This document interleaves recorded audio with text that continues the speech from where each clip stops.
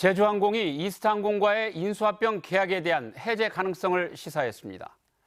약속된 시한까지 체불임금 해소 등 선행 조건을 지키지 않았다는 겁니다. 반면 이스타항공은 선행 조건을 완료했다며 대화를 요청했지만 양측의 입장차가 워낙 커서 계약이 파기될 가능성이 높아졌습니다. 하원호 기자입니다. 제주항공의 이스타항공 인수합병이 무산될 가능성이 높아졌습니다. 제주항공은 이스타홀딩스가 주식 매매 계약의 선행 조건을 완결하지 못해 계약을 해지할 수 있게 됐다고 밝혔습니다. 하지만 정부의 중재 노력이 진행 중인 점을 고려해 최종 계약 해제 여부와 통보 시점은 추후에 정하겠다며 여지를 남겼습니다. 저희는 해제할 수 있는 권리가 생긴 거고, 근데 이걸 해제할지 아니면 인수를 진행할지에 대해서는 아직 최종적으로 결정되지 않았고 통보 시점도 결정되지 않았다. 이제 그거에 대한 저희는 말씀을 드렸고요. 이스타항공은 곧바로 반박했습니다. 주식 매매 계약서상의 선행 조건은 완료했고 계약서상 의무가 아니지만 미지급금 해소도 최선을 다하고 있다며 계약 완료를 위한 대화를 요청했습니다. 계약 선행 조건에 대한 해석이 서로 다른 셈입니다.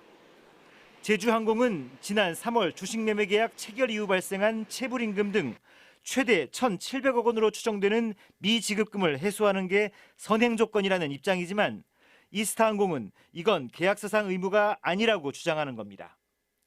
그건 이제 억지죠, 한마디로 말하면. 그리고 저희가 1,000억, 1,700억이 있으면 회사를 왜 팔겠습니까? 마지막 변수는 정부의 추가 지원 여부입니다. 이스타항공 조종사 노조는 1,600명의 대량 실직 사태를 막기 위해 정부의 적극적인 지원을 바라고 있습니다.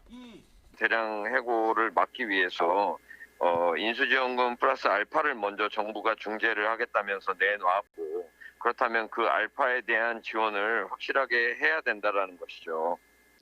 정부의 추가 지원은 특혜 논란으로 이어질 게 뻔해 불투명한 상황입니다. 이 때문에 제주항공이 선행 조건 미이행을 구실로 계약 해제가 가능하다고 밝힌 건 인수합병 무산의 책임을 이스타항공에 넘기기 위한 수순이라는 분석도 나옵니다. 계약이 파기될 경우 이스타항공은 법정 관리에 이어 파산 절차를 밟을 수밖에 없어 전북이 다시 항공 오지로 전락하는 게 아니냐는 우려가 나오고 있습니다.